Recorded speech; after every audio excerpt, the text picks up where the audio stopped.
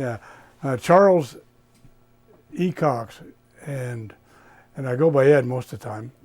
And I grew up in Wheatland, and I was born in 1942, and I was drafted into the Army in January of 1964. And I'd worked out on road construction for about 4 years prior to going into the Army. So the Army didn't waste much time training me for anything. They just stuffed me into a unit in a quarry section. And I went out to, after basic, I went straight to Fort Belvoir in the 87th Engineer Battalion. And all the time that I was there, I was in the quarry section, and the crusher sat out on the parade field this whole time. And we never did fire it up even, all the time I was there.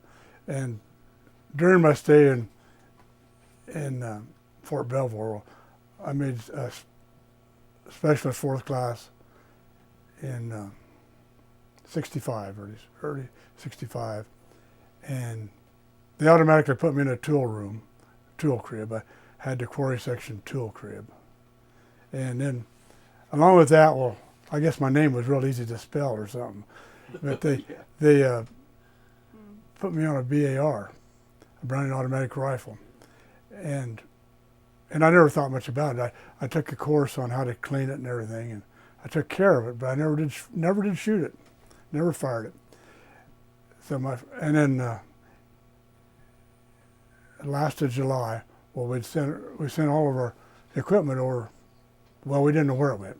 It went on a train. Went for a train ride, and then in August, or last of July, we left Fort Belvoir and we flew to Oakland on planes, and we carried our rifles and our gas mask with us, and two duffel bags, and we flew from Fort Belvoir to Oakland, California. Then we boarded the USS Mann, General A. Mann, a troop carrier. And then, I don't know if you've ever been on a troop carrier, but the rifle hangs right between the two bunks. So we had a divider between you and the person next to you, a rifle, and a gas mask. Now, 21 days later, we ended up in Cameron Bay. And as I remember, when we got off the boat, you could have fried an egg on that sand. It was 100 and some degrees and dry. We needed something to drink, and there wasn't anything cool to drink any place. So we made it up to there's a little village, and we went up and had a Coca-Cola, and had the ice in it, and all the little floaties in the ice because it was not potable water. And anyway, we didn't get sick on that anyway. And then we was camped in the sand there for about 2 or 3 months, and they finally perfected a way to put a cement slab down and put our tents on it. And my first night in Vietnam, since I had the BAR, well, I was out on guard duty that first night. And I was out there in a pile of sand, and I didn't know what to look for. I was just out in the sand. And you could see dogs and stuff moving out in the distance. It was kind of a nervous night. And then after that, well, we went up on a hill above the quarry, a big rock pile. And about every week or so, well, I ended up on that rock above the quarry. And we'd go up there at 6 o'clock in the evening and get off at 6 o'clock in the morning. We sat up there on that rock for 12 hours, and I never seen anything move up there. You could hear rats down below in the rock because we'd take our MREs and throw them down in the crevice there, and the rats would be running around there. And I don't know what else, but we could hear noise down there, but we never had any action or anything. We just sat out there for 12 hours. And that's good luck. Now, the engineering that you did there at Cameron. Yes, I was on the quarry section at Cameron, and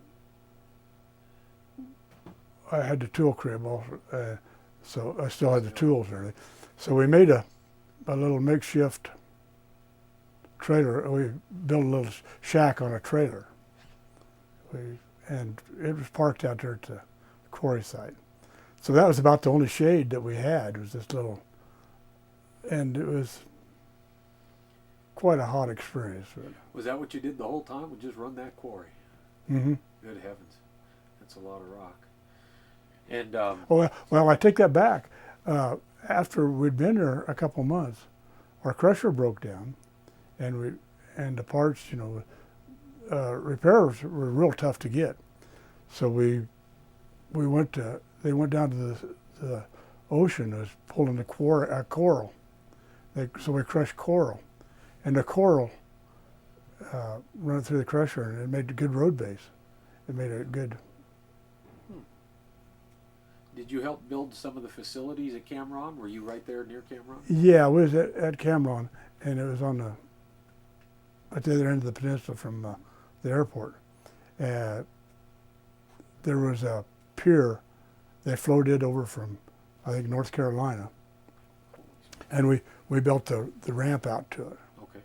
And it showed up about November, I think, of '65. I've got articles on it. I'll be done. Okay. Yeah, and I got a bunch of papers that you can look over and okay. if you want.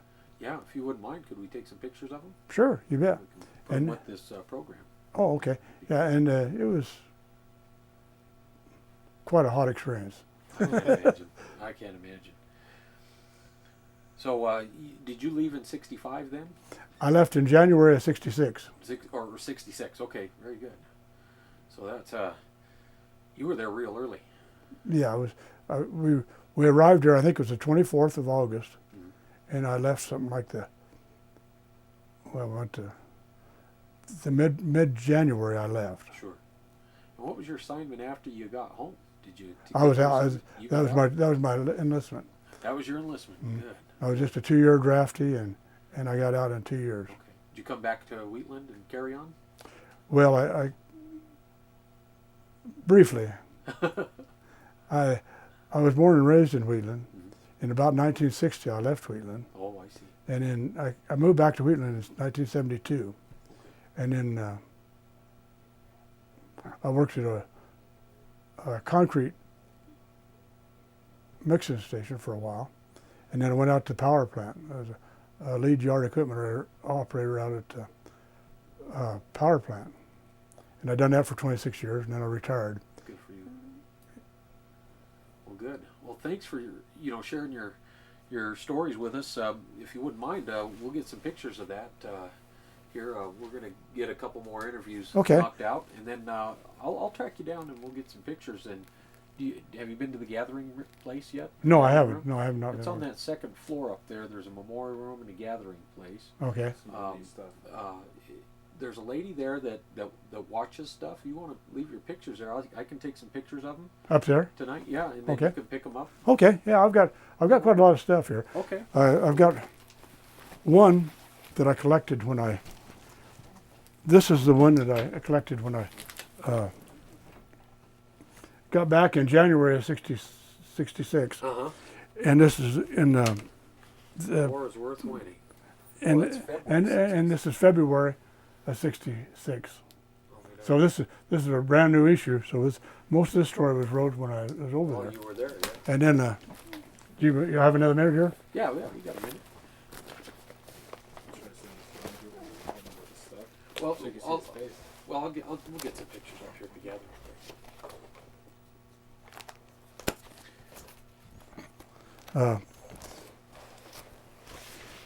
I don't know if you ever read. Yeah, I've been there.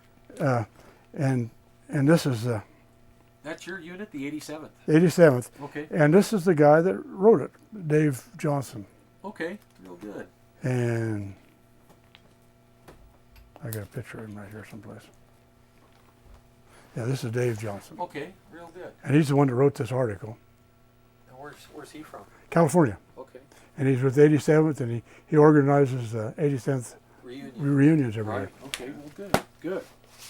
Beautiful. Well, we'll look through those again, and up there in the gathering place, if you wouldn't mind, and then we'll hook up there. So I got a little bit of stuff here anyway. You sure do. Well, you got to keep those memories. It's important. So. and sharing them is even more important. So, again, thanks for sharing. If I can get that.